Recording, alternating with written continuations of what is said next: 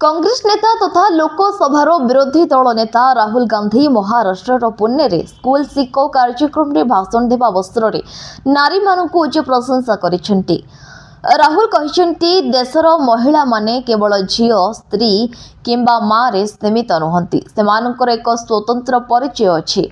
से महिला शक्ति को देशर शक्ति भाव में वर्णना करी समाज में महिला भूमिका एवं परिचय संपर्क में पुरुष मानसिकता उपरे कड़ा आक्रमण करते राहुल गांधी। प्रथमे मंच रे समस्त को धन्यवाद जणाइथिले। से तांको शर्ट रे गर्ल पावर ब्याज मध्य पिंधिथिले। से कहिथिले जे से एठाकू राजनीति उपरे आलोचना करने को आसी नाहंती। आज मु तुमको सुजोग देबी। आज तुम्हें कौन कुह, तुम्हें कौन भावुछ, तुम्हें कौन चाहुछ, मु तुमर चिंताधारा निज निज मध्य बांटिबी एवं सेगुड़िक उपरे आलोचना करिबी।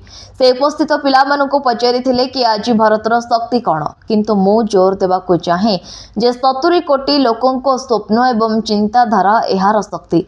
राहुल कहिथिले देशर झील मानक पई स्वाधीनता गुरुत्वपूर्ण। आपणकर पिता, स्वामी एवं पुओ सहित संपर्क अछि, आपणकर परिचय सेमानक सहित नाही। मनुस्मृति कहे जे जने झील तांको पिता, स्वामी एवं पिला मानकर संपत्ति। यह लज्जाजनक। महिला माने मुक्त हेबा उचित, से माने कहा उपरे निर्भरशील नुहंती। एथि सहित राहुल उत्तर प्रदेश भोजपुरी लोक गायिका नेहा सिंह राठौर को सह मंच रे कथा होइथिले। से कहिथिले जे से सरकार को प्रश्न पचारती, किंतु बदल रे तांको अनेक प्रश्न एवं एफआईआर रो सम्मुखीन हेबाको पड़े। जेतेबेले मो नुआ करी बाहा होइथिली, मो यूपी रे काबा गीत गाइथिले एवं पुलिस मो घर को आसुथला। मो सासुघर लोके कहूथुले केमितिका झील को बहु करी आनिछु। पुलिस प्रतिदिन घर को आसुछि। महिला को भिन्न उपाय रे ट्रोल करा जाए। से माने केवल कहती जे तांकर चरित्र खराब। आमे एठारो पछे को हटि जाऊ।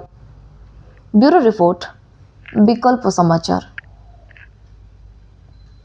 आम चैनल को लाइक, शेयर एवं सब्सक्राइब करंतु।